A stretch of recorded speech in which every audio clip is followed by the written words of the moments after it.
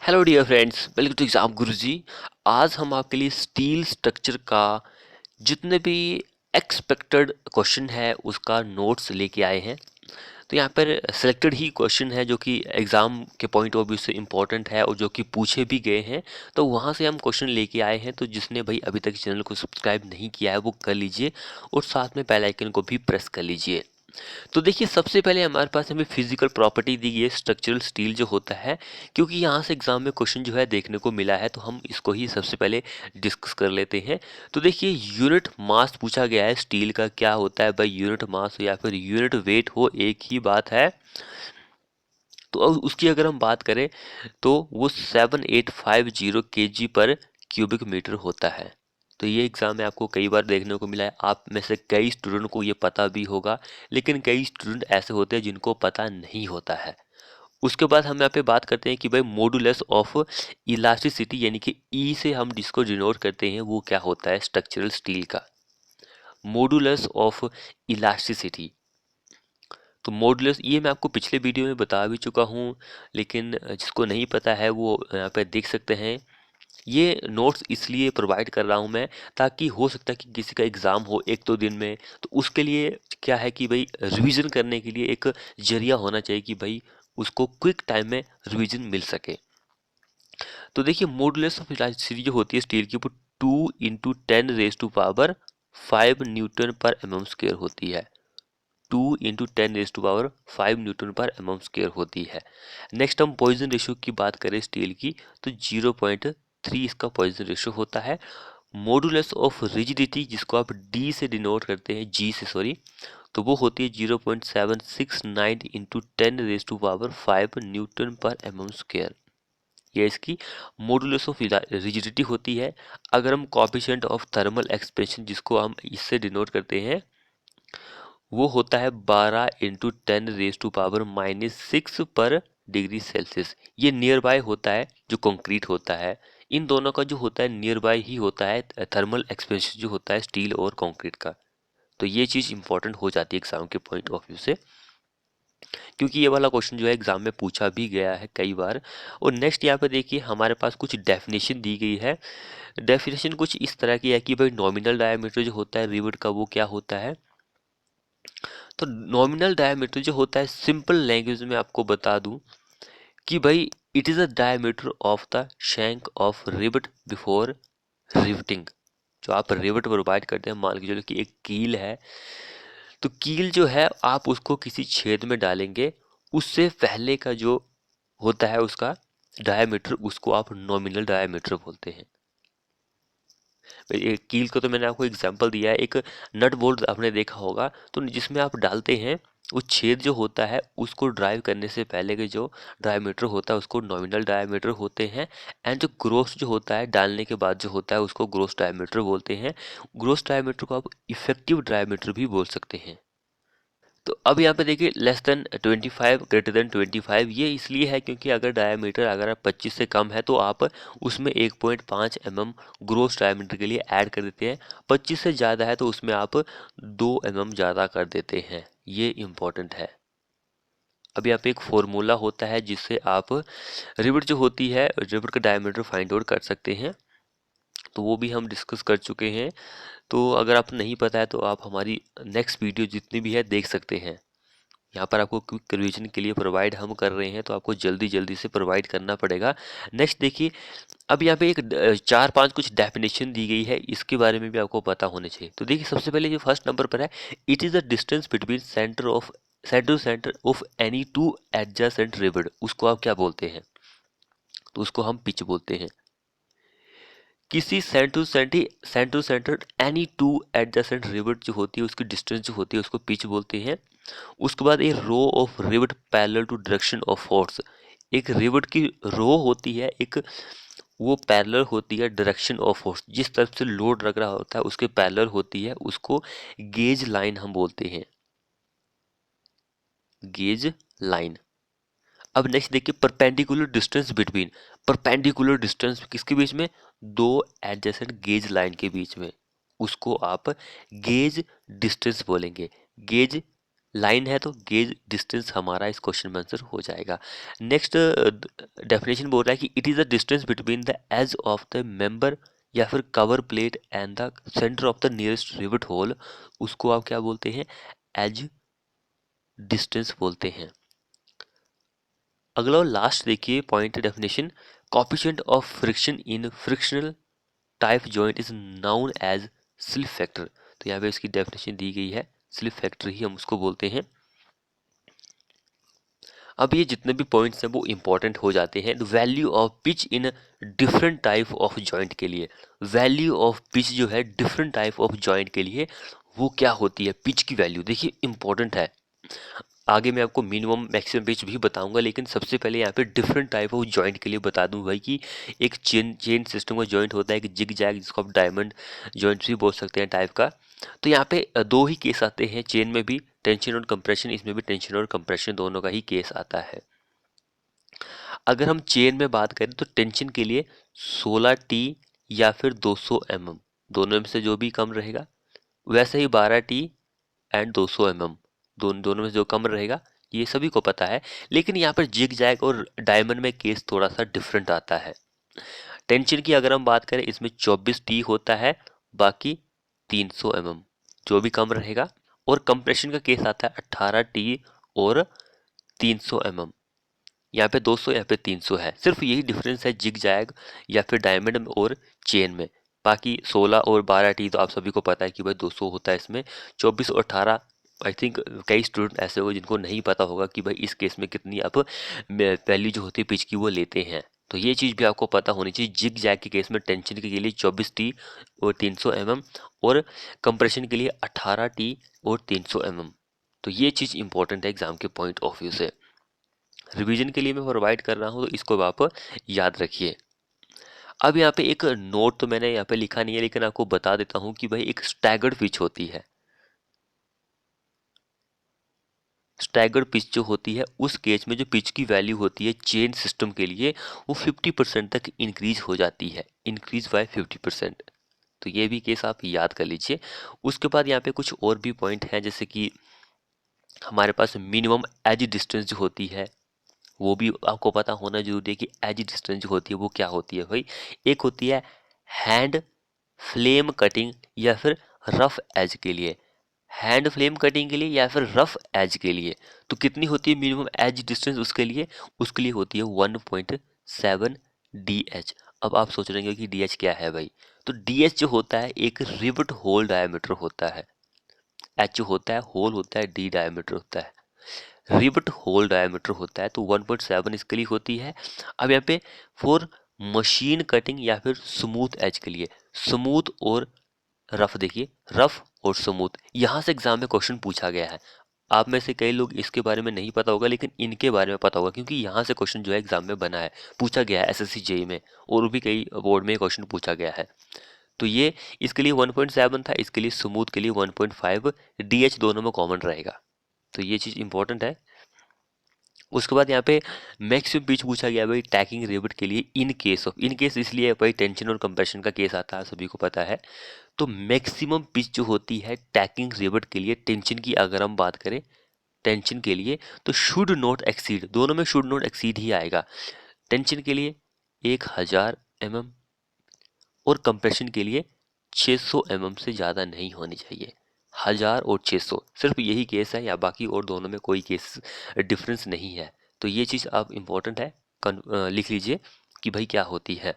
अब यहाँ पे जो मैक्सिमम पिच होती है टैगिंग के लिए, यहाँ पर एक केस आता है हमारे पास कि भाई एक एक्सपोज टू वेदर हो सकती है, एक नॉट एक्सपोज टू वेदर। तो यहाँ पर उस केस को हम डिस्कस कर लेते हैं कि भाई दो केस आते हैं तो दोनों के केस में क्या क्या होना चाहिए। अब ये देखिए यहाँ पे नॉट एक्सपोज टू वेदर, तो उसके लिए भी कुछ ना कुछ पिच होती होगी, तो ये चीज़ इंपॉर्टेंट हो जाती है। तो यहाँ पे देखिए जो नॉट एक्सपोज टू वेदर, तो उसमें होनी चाहिए मिनिमम ऑफ 32T या फिर 200 mm, सॉरी 300 mm। इन दोनों में से जो भी कम रहेगा मिनिमम ऑफ 32T या फिर 300 mm, दोनों में जो भी कम रहेगा वही हमारी पिच होगी नॉट एक्सपोज टू वेदर के लिए। अब मेंबर एक्सपोज टू वेदर, उस केस में हमारा 16T या फिर 200 mm, दोनों में से जो भी कम रहेगा वही होगी एक्सपोज टू बादर। बाहर के लिए आप मिनिमम पिच इतनी प्रोवाइड कर सकते हैं। अब एक हमारा इंपॉर्टेंट केस आता है, मैंने आपको बताया था कि भाई मैक्सिमम मिनिमम की बात करेंगे कि भाई कितनी पिच होती है। Minimum pitch for river joint के लिए कितनी होती है, ये केस तो एग्जाम में कई बार पूछा गया कि भाई मिनिमम पिच जो होती है रिवर जॉइंट के लिए वो कितनी होती है। तो should not less than 2.5 D. Nominal diameter of D यही होता है 2.5 डी, इससे कम नहीं होना चाहिए। अब मैक्सिमम का केस आते हैं, एक टेंशन का एक कंप्रेशन का। सभी को पता है कि भाई टेंशन के लिए कितनी होती है, कंप्रेशन के लिए कितनी होती है। अगर हम टेंशन की बात करें तो इसके लिए तो आपको पता ही है कि भाई 16 टी होती है, 16 टी या फिर 200 mm। और कंप्रेशन का 12 टी या फिर 200 mm। दोनों में से जो भी कम रहेगा वही हमारी पिच होगी, डिस्टेंस होगी। तो ये इंपॉर्टेंट है। अब यहाँ पे देखिए मैक्सिमम परमिसिबल स्ट्रेस जो होता है रिवेट में हो या फिर बोल्ट में हो, तो वो केसेस में आता है। जैसे कि एक्सिली केसेस में कितना होता है, शेयर केसेस में कितना होता है, वेयरिंग केसेस में कितना होता है। यहाँ पर सिर्फ आपको रिवेट के लिए दिखाई दे रहा है। इसके बाद हम बोल्ट के बारे में भी डिस्कस करेंगे कि भाई एक्सिल में कितना होता है, शेयर में कितना होता है, बेयरिंग में कितना होता है। क्योंकि यहाँ से क्वेश्चन जो है रिवेट से पूछा गया है, हो सकता है कि आपको बोल्ट से भी क्वेश्चन पूछा जाए। तो सबसे पहले हम यहाँ पे रिवेट के दो केसेस आते हैं, एक तो पावर ड्राइवन का होता है, एक हैंड ड्राइवन का होता है। पावर को दो पार्ट में डिवाइड किया हुआ है, एक शॉप एक फील्ड में। तो दोनों के बारे में इंपॉर्टेंट है। अगर हम पावर की ड्राइवन रिवेट जो होती है उसमें शॉप रिवेट की बात करें तो एक्सिल का केस जो होता है उसमें 100 होता है एमपीए। शेयर का केस जो होता है इसमें भी 100 ही होता है।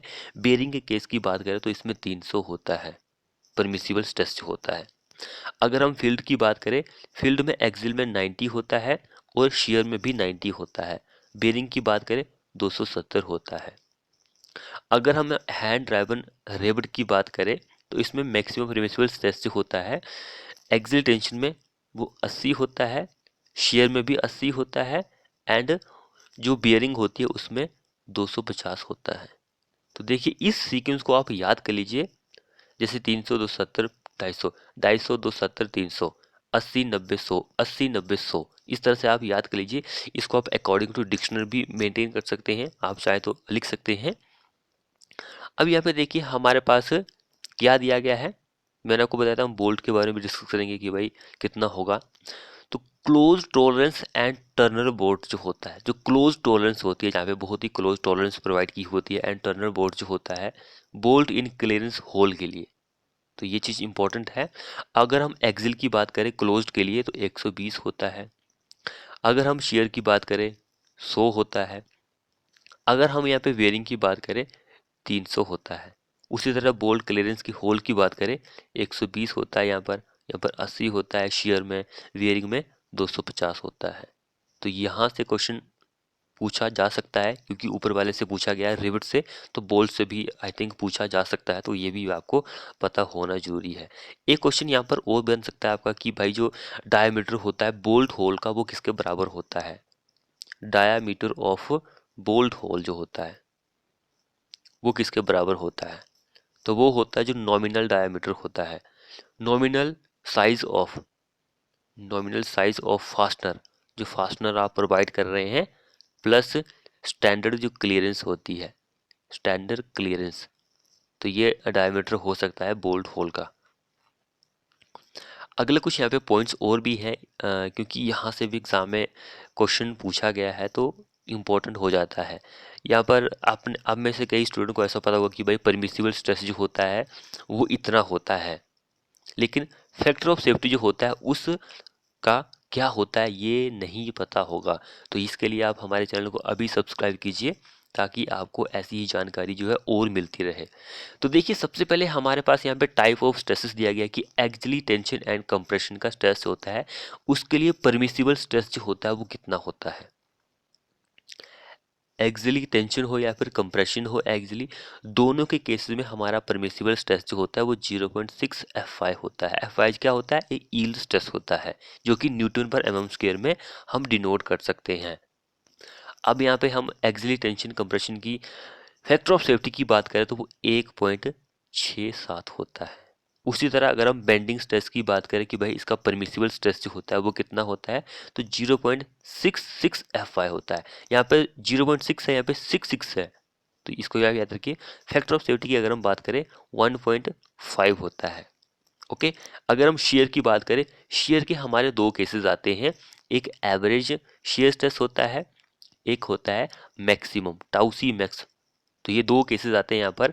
तो एवरेज की अगर हम बात करें 0.4 FI होता है, एंड मैक्सिमम की बात करें 0.45 FI होता है। उसी तरह अगर हम फैक्टर ऑफ सेफ्टी एवरेज की बात करें, तो एवरेज के लिए 2.5 फैक्टर ऑफ सेफ्टी होता है, और मैक्सिमम के लिए 2.22 फैक्टर ऑफ सेफ्टी होता है। उसके बाद लास्ट हमारे पास बचता है बेयरिंग स्ट्रेस। बेयरिंग स्ट्रेस जो होता है, इसके लिए परमिसिबल स्ट्रेस जो होता है, परमिसिबल स्ट्रेस जो होता है वो 0.75 FI होता है, एंड फैक्टर ऑफ सेफ्टी की बात करें 1.33 होता है। जिसने अभी तक चैनल को सब्सक्राइब नहीं किया वो कर लीजिए, और साथ में बेल आइकन को भी प्रेस कर लीजिए।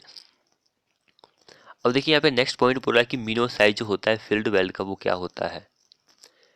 Thickness of thicker plate mm में दी गई है, एंड उसका मीनो साइज जो होगा बेल्ट का वो भी mm में ही आएगा। तो मीनो साइज जो होता है बेल्ट का, अगर थिकनेस जो है 0 से 10 mm है तो 3 होगा, 10 से 20 है तो उस केस में 5 होगा, 20 से 32 है उस केस में 6 होगा, 32 से 50 है उस केस में पहले आपका 8 होगा, एंड देन 10 mm हो जाता है। तो ये केस भी इम्पोर्टेंट है, तो इसको आप याद रखिए। जिसने चैनल को सब्सक्राइब नहीं किया वो कर लीजिए, और साथ में बेल आइकन को भी प्रेस कर लीजिए। अब यहाँ पर भी मैं आपके लिए कुछ पॉइंट्स लेके आया हूँ परमिसिबल स्ट्रेसेस के लिए। तो यहाँ पर जैसे कि हमारे पास प्लेट है, एंगल है, आई बीम है, चैनल है, फ्लैट है, तो उसके लिए कुछ ना कुछ थिकनेस होती है या फिर डायमीटर होता है। तो उस केस में हमारा टाउ 80 होता है। तो ये इम्पोर्टेंट है, परमिसिबल स्ट्रेस होता है भाई। तो ये कितना कितना होता है, ये केसेस एग्जाम में क्वेश्चन पूछा गया है। तो देखिए हमारे पास ये वाला केसेस हो, अगर हमारी जो थिकनेस या फिर डायमीटर 20 mm तक है तो परमिसिबल स्ट्रेस जो होता है वो 150 होता है, MPa होगा। अगर 20 से 40 है थिकनेस तो 140 होता है, 40 से ज़्यादा है तो 138 MPa होता है। उसी तरह हमारा सेक्शन ये वाला है, 20 mm तक के लिए हमारा जो स्ट्रेस होता है वो 150 होता है, एंड 20 से ज़्यादा होगा तो 144 हमारे पास यहाँ पे स्ट्रेस होता है। तो ये केस भी इम्पोर्टेंट है एग्जाम के पॉइंट ऑफ व्यू से। अगला केस देखिए यहाँ पर, मिनिमम विड्थ जो होती है लेसिंग बार की वो क्या होती है। देखिए लेसिंग बार से एग्जाम में जो है क्वेश्चन जो है बहुत बार देखने को मिले हैं, तो लेसिंग बार को आप इतना हल्के में मत लीजिएगा। तो देखिए मिनिमम विड्थ जो होती है लेसिंग बार की, अगर हमारा रिवर डायमीटर 22 है तो वो 65 होगी विड्थ जो होगी, अगर 20 है 60 होगी, 18 है तो 55 होगी, 16 है तो 50 होगी। अब ये कैसे आया, ये आपको पता होना चाहिए। तो विड्थ जो होती है लेसिंग बार की वो 3 टाइम्स, 3 गुना होती है डायमीटर जो होता है रिवेट का। तो जैसे कि आप 20 का एग्जांपल ले लीजिए, 20 इंटू 3 60। तो इसके लिए विड्थ कितनी होती है, 60 ही मैंने आपको बताई है, 65 इसके लिए, 55 इसके लिए, और 50 इसके लिए। तो आप मल्टीप्लाई करके देख सकते हैं कि भाई 3 गुना होती है जो विड्थ होती है रिवर डायमीटर के। तो आप इसको एग्जाम में ये भी क्वेश्चन भी पूछा गया है, तो इसके बारे में भी आपको पता होना जरूरी है। उसके बाद यहाँ पे केस आता है हमारे पास कि भाई एक मिनिमम थिकनेस होती है लेसिंग बार के लिए, सिंगल लेसिंग के लिए, डबल लेसिंग के लिए। तो ये कॉमन क्वेश्चन है एग्जाम में, कई बार आपको देखने को मिला है, तो इसको भी आप उतना लाइटली ले सकते हैं, क्योंकि एक दो बार पूछा गया। तो ये तो सभी को पता है कि भाई कॉमन क्वेश्चन है। तो सिंगल के लिए L/40 होती है, एंड डबल लेसिंग के लिए L/60 होती है। उस केस को आप पढ़ सकते हैं, ये तो मैं आपको बहुत बार करवा चुका हूँ कि 2.5% होता है एक्सिली फोर्स, कंप्रेशन फोर्स जो होती है। अब जो स्टिफनर होते हैं वो प्रोवाइड किए जाते हैं, तो वहाँ पर भी कुछ ना कुछ केसेस होते हैं। तो अगर हमारा डी बाई टी का जो रेशो होता है 85 से कम होता है तब आप कोई भी स्टिफनर प्रोवाइड नहीं करते हैं। अगर डी का जो रेशियो होता है 85 से 200 के बीच में है तो उसमें आप ट्रांसवर्स या फिर वर्टिकल स्टिफनर जो होता है उसको प्रोवाइड करते हैं। अगर 200 से 250 के बीच में है तो हॉरिजॉन्टल और वर्टिकल दोनों ही प्रोवाइड करते हैं। अगर इन केस 250 से लेकर 400 के बीच में है तो उस केस में both vertical horizontal one extra at neutral axis दोनों प्रोवाइड करते हैं, लेकिन एक एक्स्ट्रा आप न्यूट्रल एक्सिस पर प्रोवाइड करते हैं स्टिफनर जो होता है। तो यहाँ से एग्जाम में क्वेश्चन जो है बहुत बार पूछा गया, तो आप इसको भी देख लीजिएगा।